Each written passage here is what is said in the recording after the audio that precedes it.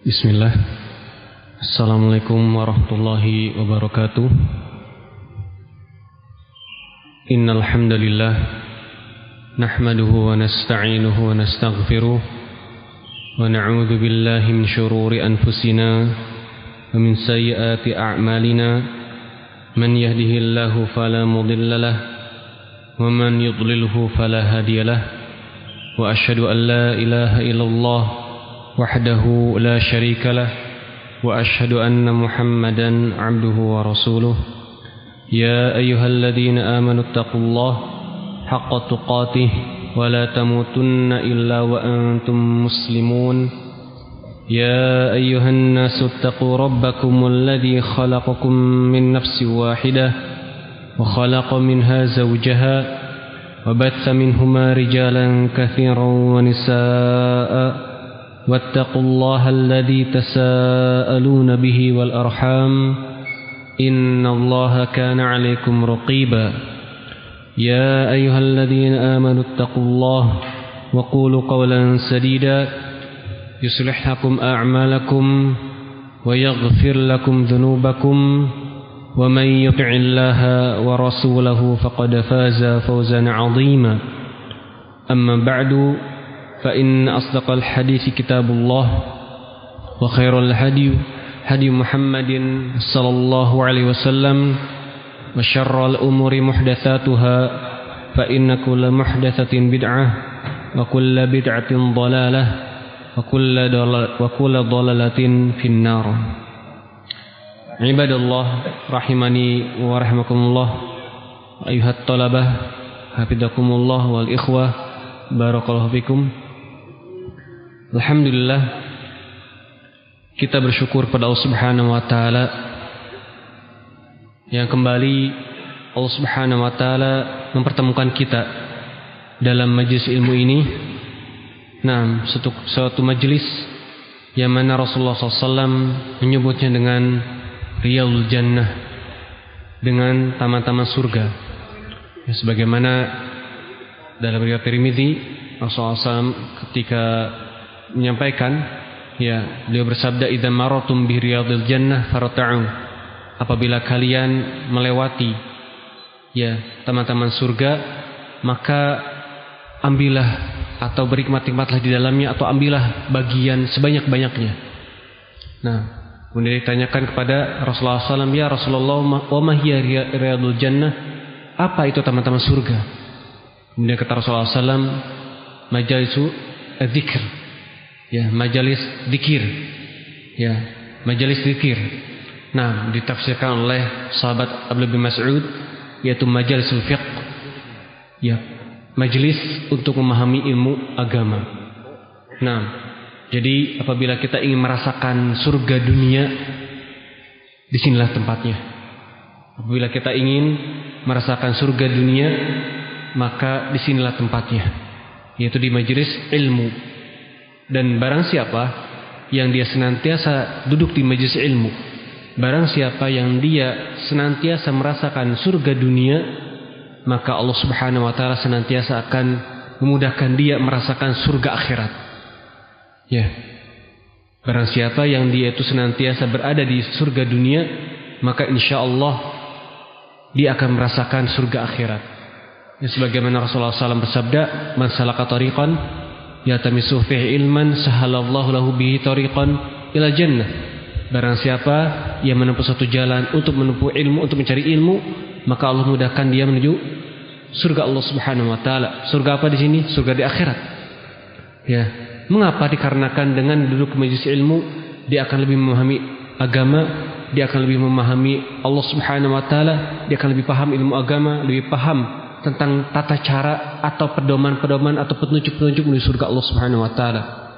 Ya, oleh karenanya apabila di sana ada majelis ilmu yang kebetulan berada di daerah kita, maka bersemangat. Bersemangatlah. Ya, dikarenakan apa yang kita cari lagi di dunia ini? Ya, apa yang kita cari sebenarnya? Kalau kita ingin benar-benar mencari kebahagiaan, maka di sini tempatnya. Di majelis ilmu tempatnya, ya, bukan di mal-mal, ya, bukan di tempat-tempat hiburan, memang di tempat hiburan atau di mal-mal seseorang akan merasakan hiburan, tapi itu hiburan yang hanya hiburan yang sekejap saja, dikarenakan hiburan tersebut tidak masuk ke dalam hati. Ya, ketenangan, kebahagiaan itu berasal dari hati. Dan ketenangan atau kebahagiaan yang bisa masuk ke dalam hati, ya, itu bisa didapatkan ketika seseorang mengingat Allah Subhanahu wa taala. Ala bidzikrillahi tatmainnul qulub. Ketahuilah sesungguhnya dengan mengingat Allah Subhanahu wa taala akan tenang hati kita. Ya, jadi kalau misalkan kita ingin menenangkan hati, ya, bukan dengan melakukan kemaksiatan, bukan dengan melakukan hal-hal yang menyimpang, ya, tapi dengan apa? Dengan beribadah, dengan berzikir kepada Allah Subhanahu wa taala, dengan mengingat Allah Subhanahu wa taala. Ya. Taib, ma'asyiral ikhwah wat talabah rahimani wa rahimakumullah. Alhamdulillah, ya. Kembali Allah Subhanahu wa taala mudahkan kita untuk berjumpa, dan insyaallah kita akan kembali meneruskan kajian kita pembacaan kitab Rawdatul Uqala wa Nuzhatul Fudala. Rawdatul Uqala wa Nuzhatul Fudala. Apa artinya Rawdatul Uqala wa Nuzhatul Fudala? Ada yang tahu? Rawdatul Uqala wa Nuzhatul Fudala. Ayo, ada yang tahu? Taman orang yang berakal, wa Nuzhatul Fudala. Apa artinya nuzhah? Apa? Nuzhah artinya hiburan. Nuzhah artinya wisata atau hiburan. Ya, nuzhah, wisata atau hiburan. Ya, taman bagi orang-orang yang berakal dan hiburan atau wisata bagi orang-orang yang memiliki keutamaan. Ya, setelah Anda sampaikan juga bagaimana para ulama menganggap yang namanya ilmu ini sebagai hiburan, sebagai wisata. Jadi ketika mereka sedang mengalami ingin hiburan, ingin berwisata, maka mereka tenggelam dalam lautan ilmu. Ya, itulah para ulama. Naam. Taib. Kitab ini siapa yang menulisnya? Siapa? Ibnu Hibban. Ya. Abu Hatim Muhammad Ibn Hibban Al-Busti. Ya, kalau misalkan antum pernah mendengar riwayat Ibn Hibban, Sahih Ibn Hibban, nah inilah pengarang atau penulis Rawdatul Uqala, di mana beliau seorang muhaddits, seorang ahli hadis.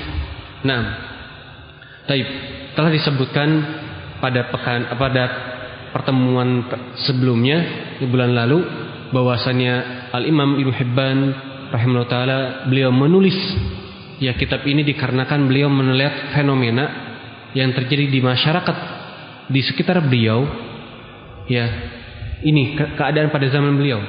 Jadi beliau melihat fenomena di mana masyarakat umum ketika itu memandang orang yang berakal itu adalah orang-orang yang pandai menjilat, pandai menjilat, kemudian fasahah, pandai berbicara, kemudian menggunakan pakaian yang baik, menggunakan pakaian yang baik ketika itu, menggunakan pakaian yang mewah ketika itu. Menggunakan pakaian yang bagus. Nah, orang-orang seperti ini yang bagus lisan, yang fasih lisannya, yang pandai menjilat, yang bagus pakaiannya, masyarakat umum menilai orang-orang seperti ini adalah orang yang berakal. Padahal kata para ulama, kata Ibnu Hibban sendiri, orang-orang ini jauh dari yang namanya orang-orang berakal. Jauh dari yang namanya ciri orang-orang berakal yang dipahami oleh para ulama. Oleh karenanya Ibnu Hibban rahimahullah taala, beliau karena melihat kekhawatiran dan juga keprihatinan beliau terhadap kaum muslimin ketika itu, ingat ini beliau ini Hibban ini hidup pada abad keempat. Abad keempat. Sekarang abad keberapa? Kita abad ke-15.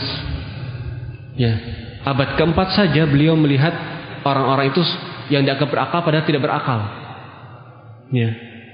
Sudah ada penyimpangan dalam akal. Apalagi zaman sekarang. Dan kita pun sekarang merasakan bagaimana orang-orang yang ketika dia pandai menjilat lidah, pandai bersilat lidah, dia fasilisannya menggunakan jas, ya, menggunakan jas pada zaman sekarang. Oh, ini orang berakal, ini orang berpendidikan. Padahal ternyata apabila kita melihat pada indikator agama, ini tidak berakal sama sekali. Ya, ini tidak berakal sama sekali. Nah, oleh karenanya pandangan ulama tentang akal dan pandangan orang awam tentang akal itu berbeda. Berbeda. Ya. Nah, oleh karenanya Ibnu Hibban membuat kitab ini agar masyarakat umum, kaum muslimin mengetahui apa sebenarnya akal itu. Apa sebenarnya akal itu. Baik. Sekarang kita ambil contoh dalam kehidupan sehari-hari. Sekarang kita taklim seperti ini. Tiba-tiba ada orang datang pakai celana dalam saja, duduk di sini. Kita sebut orang tersebut orang apa? Hah? Orang gila, ya. Orang yang tidak berakal, ya kan? Orang yang tidak berakal. Baik. Atau misalkan ketika kita sedang taklim seperti ini, ada orang yang pakai jas, ya, pakai motornya pakai knalpot racing, ya. Dia putar-putar di mahat, rong, misalkan seperti itu. Kita sebut ini apa? Orang gila juga kan? Orang tidak berakal ini. Meskipun pakai jas. Ya, baik. Paham di sini? Nah, dari contoh dua ini, kira-kira bisa nggak antum semua menyimpulkan apa sebenarnya akal itu? Ketika tadi ada orang datang ke sini pakai celana dalam, datang ke tempat taklim pakai celana dalam, antum sebut orang gila. Ada orang berjas, pakai motor, kemudian motor buat berisik, antum sebut orang gila. Jadi apa sebenarnya akal itu? Atau apa yang ada di benak antum, orang gila itu seperti apa? Orang gila yang ada di benak antum semua itu orang seperti apa? Orang yang ada yang tahu? Apa orang gila itu? Orang yang tidak berakal. Iya, orang yang tidak berakal itu maksudnya apa? Baik. Orang yang tidak berakal itu yang apabila kita melihat kitab Ibnu Hibban adalah orang yang tidak beretika, orang yang tidak beradab. Orang yang tidak mengikuti etika, orang yang tidak beradab.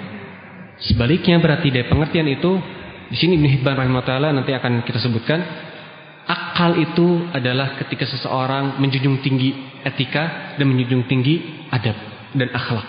Itulah orang yang beradab. Itulah yang berakal. Itulah akal. Jadi akal yang dipahami oleh oleh Ibnu Hibban di sini, oleh para ulama adalah ketika seseorang cinta, ketika seseorang menjunjung tinggi yang namanya etika, adab atau akhlak. Ya. Ketika tadi ada orang ya datang ke masjid pakai celana dalam, ya, dia kemudian bersyair misalkan misalkan dia kita kenal misalkan ahli matematika, tapi dia datang ke masjid pakai celana dalam, ya, maka kita sebut orang gila. Karena apa? Tidak beretika. Masa datang ke masjid pakai celana dalam, ya. Atau tadi misalkan orang pakai jas, tapi dia membunyikan motornya dengan keras ketika ada taklim seperti ini, berarti dia orang yang tidak beretika, tidak beradab. Ya, orang yang tidak beretika atau tidak beradab atau tidak berakhlak. Ya. Jadi yang namanya akhlak dalam Islam, dalam dikatakan oleh Ibnu Hibban di sini adalah orang yang beradab, orang yang menjunjung etika dalam masyarakat. Ya. Baik. Kita masuk ke dalam bab yang pertama disebutkan oleh Ibnu Hibban rahimahullah taala. Qala rahimahullah taala al-hattu ala luzumil aqli wa sifatul aqli lil labib. Al-labib. Al-hattu ala luzumil aqli wa sifatul aqili al-labibi. Ya. Hasungan untuk senantiasa berakal, ya, hasungan untuk senantiasa berakal dan ciri atau karakter orang yang berakal yang cerdas. Ya, orang-orang berakal yang cerdas. Ya, ini bab yang pertama yang beliau sebutkan di sini. Ya, hasungan untuk selalu berakal, ya, untuk senantiasa berakal dan karakteristik atau sifat dari orang berakal yang cerdas. Ya. Baik. Qala rahimahullah ta'ala hadatsana Muhammad bin Yusuf ibn Natar qala hadatsana Abdullah ibn Ahmad ibn Shabuya hadatsana Ahmad qala hadatsana Ahmad ibn Yunus qala hadatsana Fudail bin Iyad an Muhammad ibn Thawr an Ma'mar an Abi Hazim an Sahal ibn Sa'ad as-Sa'idi radhiyallahu anhu qala Nabi sallallahu alaihi wasallam inna Allah yuhibbu makarimal akhlaq wa yakrahu safsafaha. Baik, di sini Ibnu Hibban rahimahullah memulai bab ini dengan menyebutkan satu hadis. Yaitu hadis dari Sahal bin Sa'ad As-Sa'idi Al-Ansari, ya, seorang sahabat yang mulia. Nah, di mana beliau berkata, Rasulullah SAW bersabda, "Innallaha yuhibbu makarimal akhlaq wa yakrahu safsafaha." Sesungguhnya Allah Subhanahu wa taala mencintai akhlak-akhlak yang mulia. Sesungguhnya Allah Subhanahu wa taala mencintai akhlak-akhlak yang mulia dan membenci, ya, akhlak-akhlak yang buruk, akhlak-akhlak yang rendahan. Ya. Baik. Jadi di sini Ibnu Hibban rahimahullah memulai babnya dengan apa? Penyebutan tentang hadis yang berkaitan dengan makarimul akhlak. Ya. Artinya apa? Artinya akal itu berkaitan, atau akal itu adalah pengertian dari makarimul akhlak. Ya. Sini Ibnu Hibban rahimahullah tadi menyampaikan satu hadis, innallaha, sungguhnya Allah Subhanahu wa taala mencintai akhlak-akhlak yang mulia dan membenci akhlak-akhlak yang buruk atau akhlak-akhlak yang rendah. Ya. Hadis ini diriwayatkan Ibnu Hibban, ya, diriwayatkan juga oleh Al-Bazzar, taib, dan hadis ini hadis yang la ba'sa bihi, hadis yang sabit, yang bisa diterima. Nah, dalam riwayat yang lain disebutkan bukan makarimul akhlak tapi ma'aliyal akhlak. Innallaha yuhibbu ma'aliyal akhlaq wa yakrahu safsafaha. Nah, kalau yang ma'aliyal akhlaq itu diriwayatkan oleh At-Tabarani, diriwayatkan oleh Al-Baihaqi, dan disahihkan oleh Syalbani rahimahullah taala. Jadi di sini adalah hadis yang secara maknanya, ya, hadis yang sahih. Baik, hadis yang sahih secara lafaz atau secara makna. Nah, baik. Kemudian setelah itu beliau menyebutkan, ya, berkata Abu Hatim rahimahullah taala, lastu ahfadu ani Nabi sallallahu alaihi wasallam khabaran sahihan an fil aqli. Kata Ibnu Hibban rahimahullah taala, aku tidak menghafal dari Nabi sallallahu alaihi wasallam suatu hadis yang sahih tentang keutamaan akal, tentang akal. Ya. Baik, maksudnya apa di sini? Jadi Ibnu Hibban rahimahullah taala ingin menyampaikan kepada kita bahwasannya tidak ada hadis yang berkaitan tentang keutamaan akal yang sahih. Jadi kalau misalkan antum menemukan hadis yang berkaitan tentang keutamaan akal, ya, maka hadis tersebut, ya, kemungkinan besar dhaif. Hadis tersebut kemungkinan besar dhaif. Ya, dikarenakan kata Ibnu Hibban rahimahullah taala, ya, beliau tidak menghafal, beliau tidak mengenal, ya, satu hadis yang berkaitan dengan keutamaan akal. Ya. Dan Ibnu Qayyim rahimahullah taala pun menyebutkan dalam kitabnya Al-Manar Al-Munif fi Sahihi wa Dhaif, ya, Al-Manar Al-Munif. Jadi Ibnu Qayyim rahimahullah taala memiliki satu kitab. Kitab ini berkaitan tentang bagaimana cara kita membedakan hadis yang sahih dan hadis yang dhaif. Ya, ciri-ciri hadis yang sahih, ciri-ciri hadis yang dhaif dari isinya. Dan disebutkan oleh Ibnu Qayyim rahimahullah taala dalam kitab tersebut, di antara, ya, hadis-hadis yang dhaif adalah hadis tentang akal. Hadis tentang akal. Ya, jadi di sana tidak ada hadis yang sahih tentang keutamaan akal. Ya, banyak di sana tersebar hadis-hadis yang, ya, menyatakan tentang keutamaan akal. Di antara hadisnya, isinya, di antaranya adalah Allah Subhanahu wa taala mengatakan kepada akal bahwasanya engkau adalah makhluk yang paling mulia, engkau adalah seperti ini, pokoknya ada hadis seperti itu. Nah, itu adalah hadis yang dhaif, hadis yang lemah. Ya. Lalu dari mana muncul hadis-hadis ini? Muncul hadis-hadis ini dari orang Mu'tazilah. Dari orang Mu'tazilah. Ya, di mana mereka, ya, namanya Mu'tazilah. Mu'tazilah itu orang-orang atau kelompok yang mengutamakan akal daripada naql, daripada dalil. Ya, mereka lebih mengutamakan akal daripada dalil. Oleh karenanya mereka membuat hadis-hadis palsu, bahkan hadis-hadis palsu atau hadis-hadis yang dhaif, yang mana untuk mendukung, ya, apa yang mereka pegangi, apa yang mereka yakini, yaitu tentang akal. Ya, oleh karenanya kepada para santri terutama, apabila antum mendapatkan hadis yang berkaitan tentang keutamaan akal, maka kemungkinan besar hadis tersebut ada hadis yang dhaif. Dikarenakan Ibnu Hibban sendiri mengatakan, aku tidak menghafal dari Nabi sallallahu alaihi wasallam satu hadis yang sahih tentang keutamaan akal. Ya, dan beliau adalah ulama hadis. Beliau adalah ulama hadis. Ya, ulama hadis yang diakui oleh para ulama hadis yang lainnya. Taib. Qala rahimahullah taala wa inna mahabbatal mar'i makarima minal akhlaq. Ya, wa karahatahu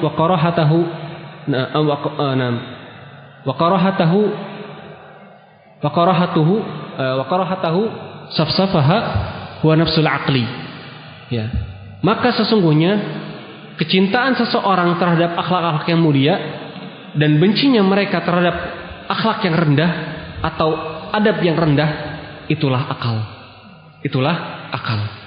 Ini kata Ibnu Hibban rahimahullah taala, sesungguhnya kecintaan seseorang terhadap akhlak yang mulia dan bencinya mereka, ya, atau bencinya seseorang terhadap terhadap akhlak yang rendah, adab yang rendah atau etika yang murahan, itulah akal. Itulah akal. Jadi kalau kita berakhlak, kalau kita beradab, kalau kita beretika, berarti kita masih jadi makhluk yang berakal. Tapi kalau di antara orang sekitar kita, dia tidak punya akhlak, tidak punya adab, tidak beretika, berarti akalnya perlu dipertanyakan. Kemana akalnya? Ya, kemana akalnya? Taib. Jadi oleh karenanya, ya, kitab ini adalah kitab yang berhubungan dengan etika, dengan moral, dengan adab dan akhlak. Ya, nanti insya Allah banyak, ada 50 bab yang disampaikan. Semuanya berkaitan tentang akhlak. Bagaimana sifat seorang muslim, misalkan tidak boleh suudzon, ya, tidak boleh berbang, tidak boleh sombong, tidak boleh yang sebagainya. Nanti akan ada bab-babnya masing-masing. Nah, taib. Jadi apabila kita ingin cap sebagai orang yang berakhlak, ya, kita ingin, ya, menjadi orang yang berakal, maka beradablah. Kalau seseorang menilai kita tidak punya akhlak, ya, berarti kita harus mengoreksi diri kita, ya, berarti akal kita berkurang. Ya, kalau misalkan nih, ya, ada seseorang menilai kamu tidak berakhlak, kamu itu nggak punya adab, wah, berarti kita harus kembali lagi ke majelis ilmu, belajar lagi. Ya, nah, taib. Nah, kemudian yang namanya akhlak atau adab itu dikembalikan kepada adat masing-masing. Ya, al-adah muhakkamah.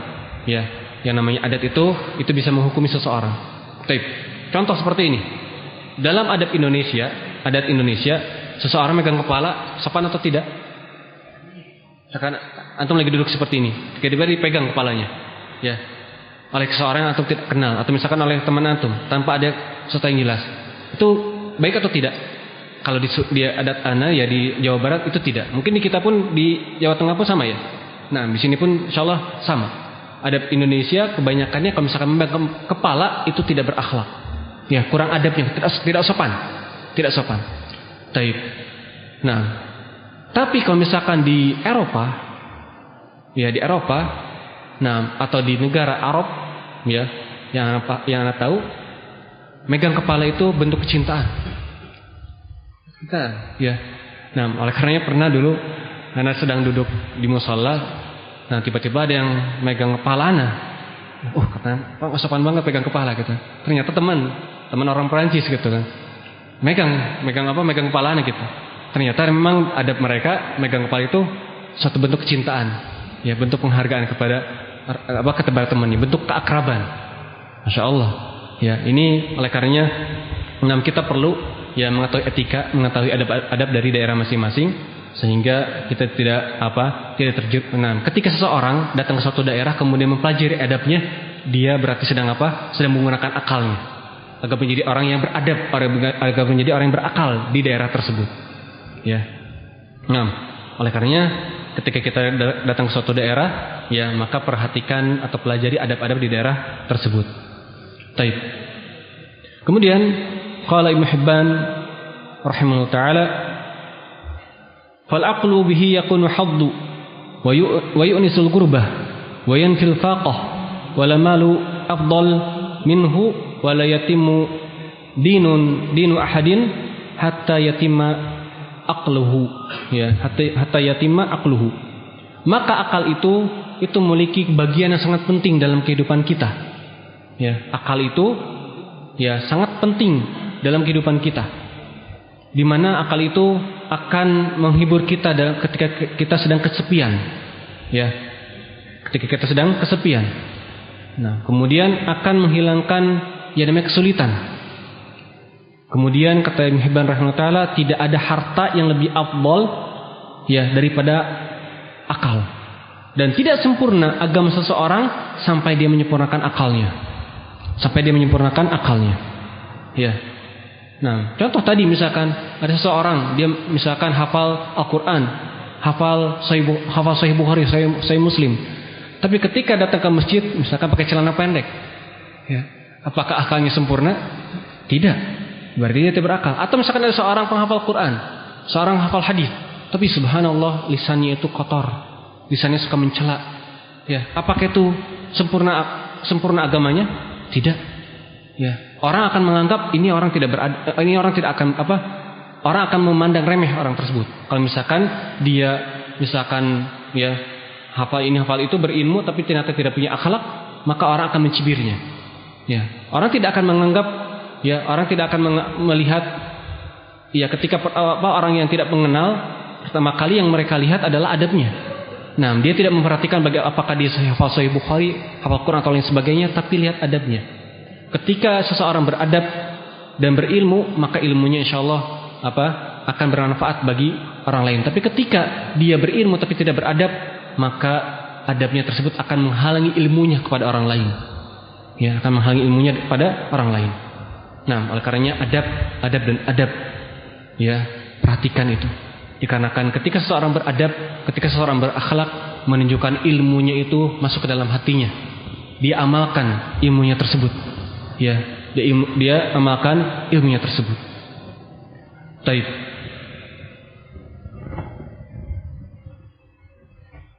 Kemudian berkata Abu Hatim rahimahullah taala, al-aqlu dawa'ul qulub.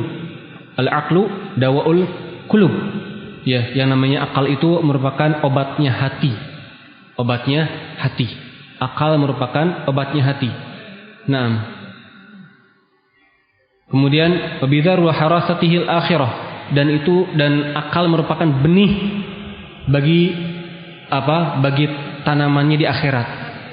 Benih tumbuhannya ya, benih ladangnya untuk akhirat.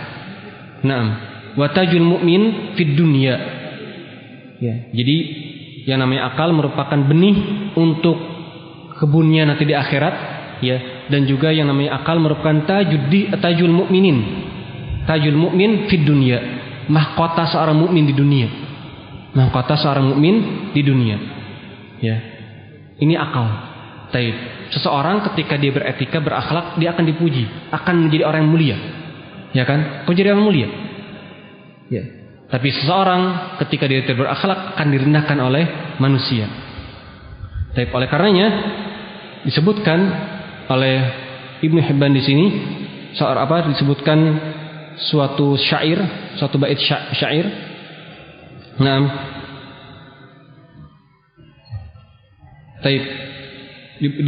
Disebut oleh Ibnu Hibban rahimahullah taala suatu bait syair, yazinul fata fin nasi sihhatu aqlihi wa in kana mahduran alaihi makasibuh, yashinul fata fin nasi khiffatu aqlihi wa in karumat a'raquhu wa manasibuh. Ya.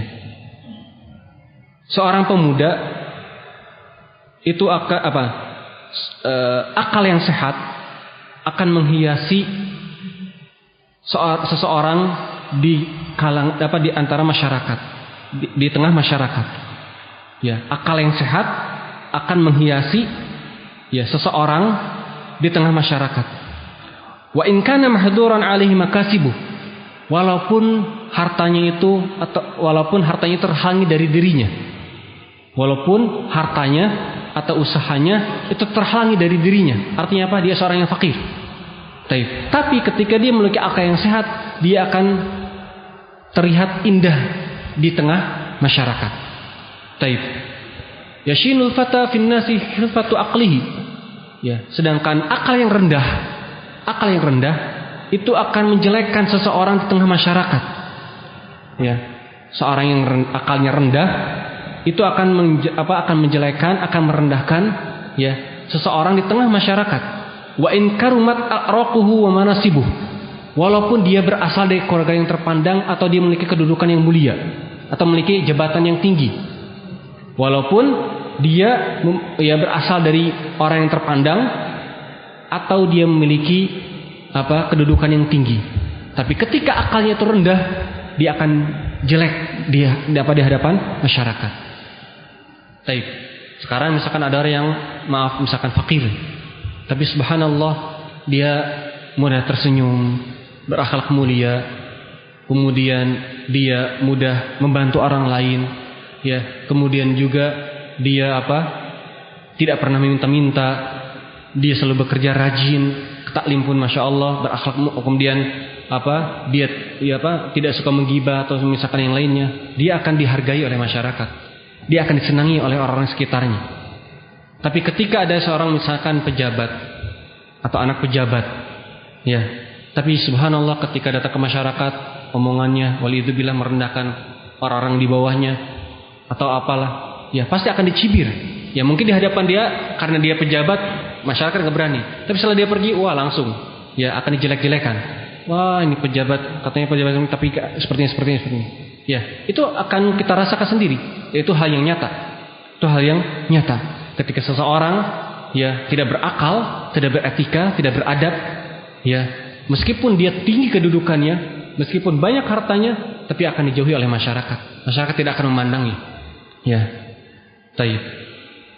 Nah kemudian qala Abu Hatim rahimahullah taala, al-aqlu naw'an. Akal itu ada dua macam. Akal itu ada dua macam. Akal itu ada dua macam. Matbu'un wa masmu'un. Matbu'un wa masmu'un. Matbu' ada yang merupakan tabiat pemberian dari Allah Subhanahu wa taala ketika seorang lahir, ya. Wa masmu'un dan yang didengar. Ya, dan yang didengar. Apa yang maksudnya yang didengar? Berasal dari dalil-dalil, berasal dari Al-Qur'an dan As-Sunnah. Ya, ini masmu'. Taib. Nah, ulang bahwasanya akal itu ada dua macam. Ada yang matbu', ada yang matbu' ini artinya tabiat manusia. Allah SWT berikan ketika dia lahir bahwasanya dia memang beradab dari kecil. Ya, dia memang orang-orang yang misalkan orang yang pemalu atau yang tidak enakan sehingga dia misalkan beradab, ya. Atau yang kedua masmu'. Masmu' di sini artinya berasal dari Al-Qur'an dan As-Sunnah. Taib, berasal dari Al-Qur'an dan As-Sunnah. Taib.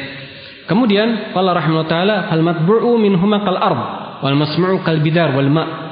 Adapun yang tabiat, ya akal yang tabiat itu seperti bumi, seperti tanah. Seperti tanah. Sedangkan akal yang berasal dari Al-Qur'an dan As-Sunnah seperti benih. Seperti benih. Ya. Seperti benih dan air. Seperti benih dan air. Nah, maka berdasarkan dari permasalahan ini, ya namanya akal itu, ya dua macam akal ini harus digabungkan. Tidak bisa salah satunya berdiri sendiri. Akal yang tabiat. Taib sekarang. Seseorang punya, dia Masya Allah berakhlak. Tapi tidak memiliki adab dalam agama. Dia tidak tahu adab dalam agama. Ya. Apa yang akan terjadi? Dia akan salah. Ya, dia akan salah. Nah, kalau misalkan dia berakhlak baik, tapi dia tidak paham agama, dia akan salah. Dia tidak akan sampai kepada tempat tujuan. Ya. Karena ya, yang namanya adab itu, ya, adab itu yang perlu kita pahami juga. Ya namanya adab itu jangan kita pahami saja dari kalangan sesama manusia saja, hablum minannas saja.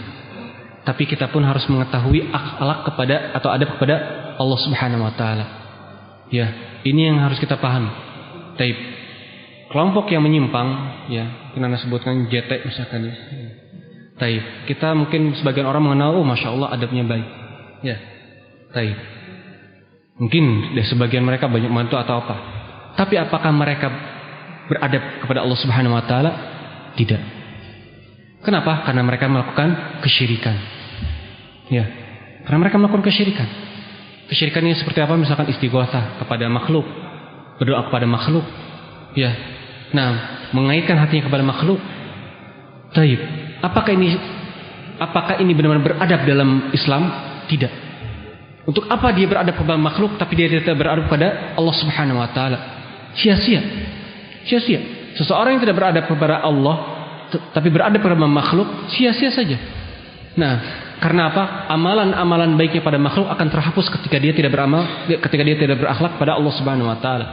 Bagaimana cara kita berakhlak pada Allah Subhanahu wa taala? Dengan mentauhidkannya. Dengan mentauhidkan Allah Subhanahu wa taala. Dengan berdoa kepada Allah saja, beribadah kepada Allah saja, inilah adab kita kepada Allah Subhanahu wa taala. Kalau kita tidak beradab kepada Allah Subhanahu wa taala, maka sia-sia ia adab kepada makhluk. Nah, seseorang yang diberikan tabiat atau adab yang baik ketika lahir, kalau dia tidak mempelajari Islam, kalau dia tidak mempelajari adab atau akal yang berasal dari dalil Al-Quran dan As-Sunnah, maka sia-sia. Akan sia-sia. Ya, akan sia-sia. Nah, karena tadi ya akhlak yang akal yang merupakan tabiat itu seperti tanah. Apakah tanah bisa menghasilkan tumbuhan? Kalau tidak ada benih, bisa atau tidak? Nggak bisa. Ya, tidak akan bisa. Dia tidak akan berbuah, tidak akan menghasilkan apapun kalau misalkan tidak ada benih. Ya, misalkan tidak ada benih, tidak akan menghasilkan apapun. Baik. Oleh karenanya, ya namanya akal yang ya seseorang yang diberikan tabiat baik ya ketika sejak lahir, maka seharusnya ya sewajibnya dia tetap harus mempelajari agama Allah Subhanahu wa taala. Karena bisa jadi dia berakhlak di hadapan manusia tapi tidak berakhlak pada Allah Subhanahu wa taala, atau tidak berakhlak pada Nabi Muhammad sallallahu alaihi wasallam. Atau bisa jadi dia ya mungkin bisa jadi dia salah dalam berakhlak pada manusia. Karena apa? Karena bisa jadi ya apa yang dia pahami itu salah. Apa yang dia pahami itu salah. Oleh karenanya yang namanya akal yang berasal dari Allah Subhanahu wa taala, itu pemberian dari Allah Subhanahu wa taala, itu harus dipadukan dengan akal yang berasal dari Al-Qur'an dan As-Sunnah. Ya, akal tabiat harus dipadukan dengan akal yang berasal dari Al-Qur'an dan As-Sunnah. Apa sih maksudnya akal yang berasal dari Al-Qur'an dan As-Sunnah? Ya, hal-hal yang berkaitan dengan ilmu-ilmu semua yang berkaitan dengan yang berasal dari Al-Qur'an dan As-Sunnah, itulah akal. Itulah akal. Dengan ilmu-ilmu yang ada di Al-Quran dan As-Sunnah, kita menjadi lebih beradab. Ya, kita menjadi lebih beretika, baik pada Allah ataupun pada manusia. Nah, dengan akal yang berasal, dengan ilmu yang berasal dari Al-Quran dan As-Sunnah. Ya, antum merasakan sendiri ketika dulu antum misalkan atau kita dulunya tidak mengenal ilmu, ya, tidak mengenal ilmu yang bermanfaat, tidak mengenal jalan salaf, tidak mengenal sunnah, ya, maka mungkin kita mungkin ya dulu misalkan ada hal-hal yang itu bila tidak beradab atau misalkan tidak berakhlak ke orang tua misalkan, atau misalkan kepada teman, ya. Tapi ketika Allah Subhanahu wa taala berikan hidayah ini, hidayah mengenal sunnah, hidayah mengenal ilmu yang bermanfaat, maka itu pun berubah. Ya, lebih baik kepada orang tua.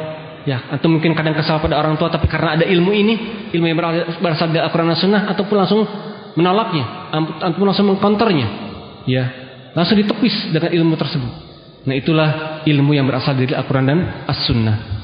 Ya, maka kalau misalkan kita ingin sempurna akalnya, ingin menjadi sempurna, ya, ingin menjadi orang yang berakal yang sempurna, maka kita harus berilmu.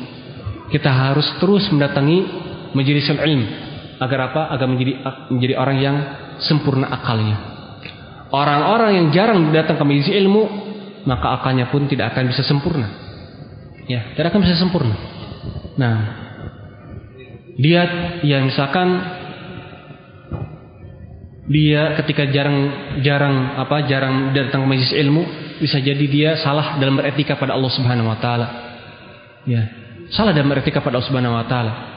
Misalkan dia suudzon kepada Allah Subhanahu wa taala ketika ada masalah, dia berprasangka buruk kepada Allah Subhanahu wa taala ketika ada masalah, dia berkeluh kesah, ya.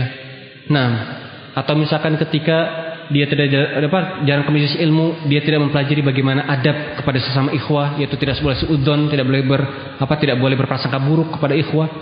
Nah, jadinya apabila kita ingin sempurna akal kita, rajin-rajinlah ke majelis ilmu. Dikarenakan disinilah kita menjadi orang yang berakal. Disinilah kita bisa dibentuk menjadi orang yang berakal. Taib. Kemudian Ibnu Hibban rahimahullah taala ya di sini menyampaikan wa afdalu mawahibillahi li'ibadihi al-aqlu. Sebaik-baiknya pemberian yang Allah SWT berikan kepada seorang hamba adalah akal. Ya. Nah, taib. Beliau kemudian menyampaikan satu asar dari Abdullah bin Mubarak di mana beliau pernah ditanya. Ya, di mana beliau pernah ditanya, Abdullah bin Mubarak pernah dengar ya seorang tabi'in, ya seorang ulama hadis, seorang ulama ya dalam terkenal dengan nasihat-nasihatnya. Beliau pun orang yang berada. Beliau biasanya tiap tahun membawa murid-muridnya untuk berhaji. Rombongan, beliau bayarkan semua. Beliau yang menanggung biayanya. Abdullah bin Al-Mubarak.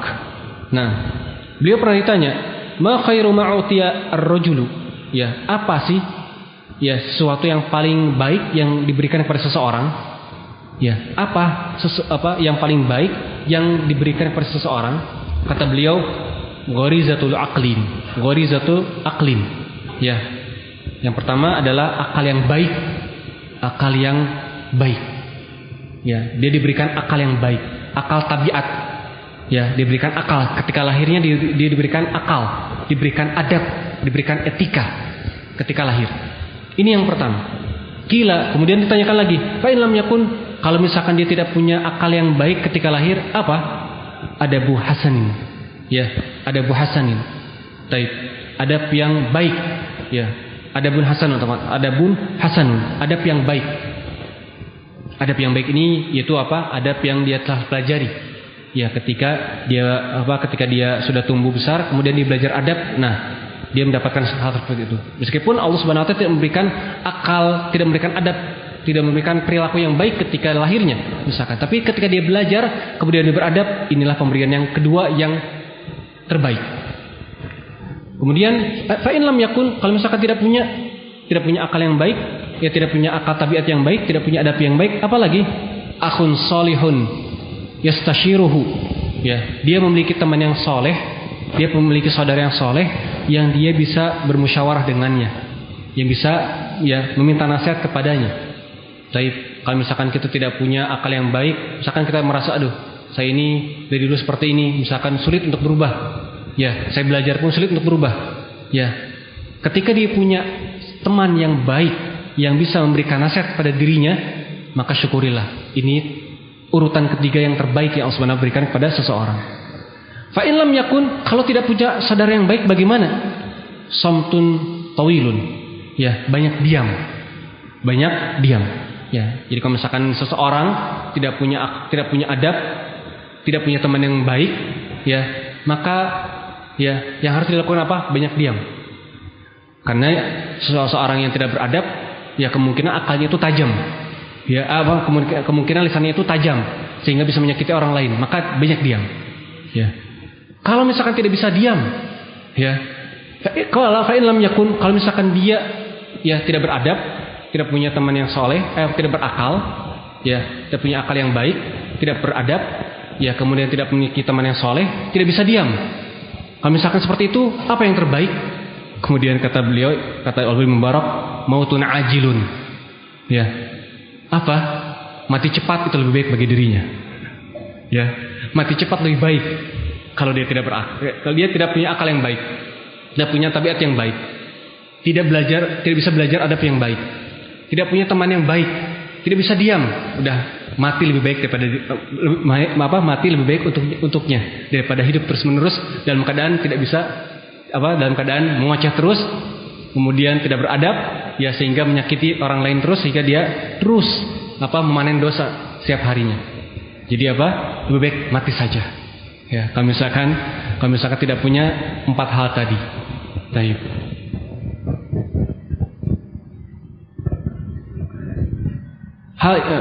Jadi inilah ya akal yang terbaik atau pemberian yang terbaik yang diberikan kepada seorang hamba adalah tadi akal.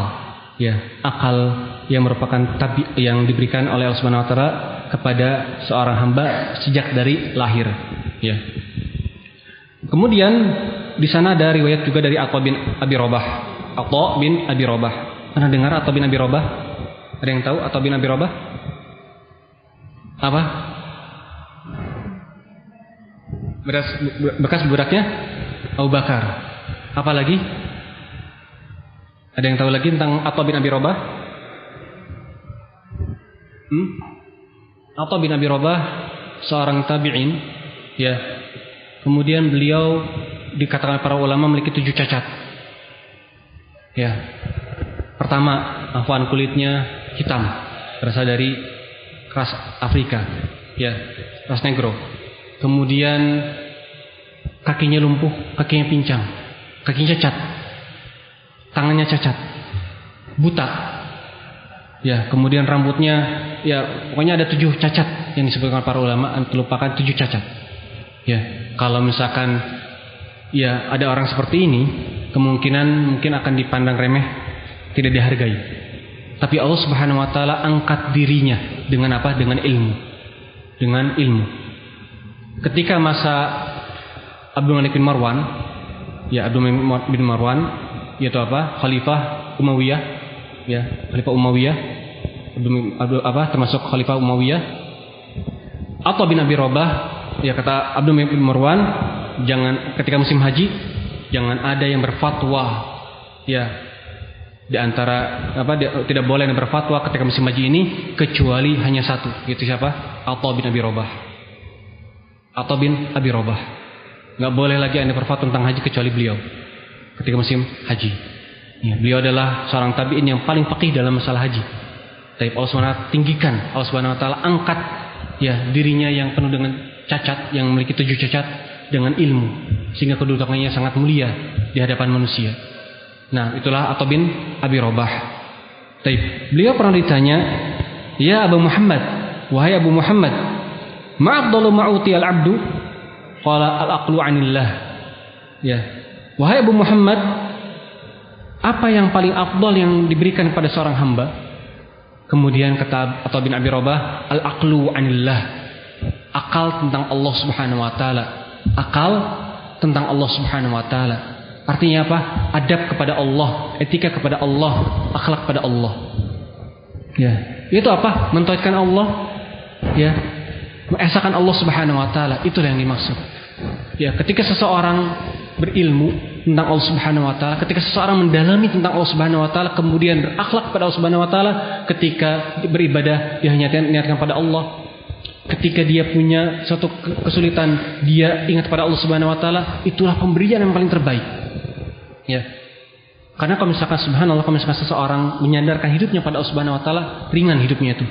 Ringan hidupnya. Baik. Ketika dia misalkan diberikan beban, diberikan musibah yang besar, ya, maka dia yakin bahwa ini adalah pemberian dari Allah, dan Allah Subhanahu wa taala tidak akan menzalimi dirinya. Allah tidak akan mungkin menzalimi dirinya, sehingga dia pun pasrah. Ya, ada sahabat bernama Urwah bin bukan sahabat, tabi'in, ya, termasuk fuqaha sab'ah Madinah. Urwah bin Zubair. Nah, Urwah bin Zubair ini beliau anaknya Zubair bin Awam, ya, adiknya Abdullah bin Zubair, tapi beliau termasuk tabi'in. Urwah bin Zubair ini memiliki julukan Sabirun Muhtasib. Ya. Dikarenakan beliau Urwah bin Zubair ini dalam satu malam beliau kehilangan anak dan kehilangan penglihatannya. Dalam satu malam, dalam satu waktu. Ya, dalam satu waktu. Beliau kehilangan anak dan kehilangan penglihatannya dalam satu waktu. Tapi beliau tidak mengeluh. Yang beliau lakukan adalah bersabar dan beliau mengharapkan pahala dari Allah Subhanahu wa taala. Ya. Bahkan suatu subhanallah, kisah yang ajib dari beliau. Pernah suatu saat beliau sakit. Karena beliau sakit, kemudian mengharuskan beliau itu harus diamputasi. Ketika dulu yang namanya, ya, obat bius nggak ada kan? Obat bius nggak ada. Tapi ketika diamputasi tentunya langsung gimana rasanya? Ya, sangat sakit. Tapi beliau subhanallah mengatakan apa? Ya, amputasi saya ketika saya dalam keadaan sholat. Amputasi saya ketika saya dalam keadaan sholat. Karena apa? Ketika beliau dalam keadaan sholat, beliau pun tidak merasakan apa-apa lagi. Karena beliau, ya, hatinya langsung terikat dengan Allah Subhanahu Wa Taala. Dan ketika itu benar, beliau diamputasi dalam keadaan beliau sholat dan beliau tidak mengeluh, tidak merasakan kesakitan. Urwah bin Zubair, kakaknya Abdullah bin Zubair. Nah, antum mungkin pernah mendengar beliau Abdullah bin Zubair ini ketika diserang oleh pasukan Yazid bin Muawiyah, ya, di Masjidil Haram. Beliau ketika diserang itu, beliau salat 2 rakaat di depan Ka'bah. Beliau salat 2 rakaat dalam keadaan beliau dihujani oleh panah. Oleh panah itu beliau tidak bergeming. Beliau salat dengan khusyuknya. Inilah para sahabat. Inilah para sahabat yang mana beliau diberikan tadi akal anillah, ya, akal ilmu tentang Allah Subhanahu Wa Taala, sehingga ketika beliau bermunajat kepada Allah Subhanahu Wa Taala, ketika beliau, ya, melakukan ibadah kepada Allah Subhanahu Wa Taala, beliau langsung merasakan bagaimana dekatnya mereka kepada Allah Subhanahu Wa Taala, sehingga mereka melupakan segala sesuatu yang ada di dunia. Yang mereka rasakan adalah antara dirinya dengan Allah Subhanahu Wa Taala. Inilah tingkatan ihsan.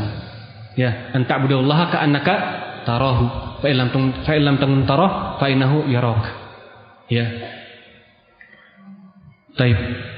Jadi, ya, apabila kita saat ini diberikan kesempatan untuk mengenal lebih dekat Allah Subhanahu Wa Taala dengan belajar tauhid, dengan belajar akidah, maka berbahagialah, syukurilah.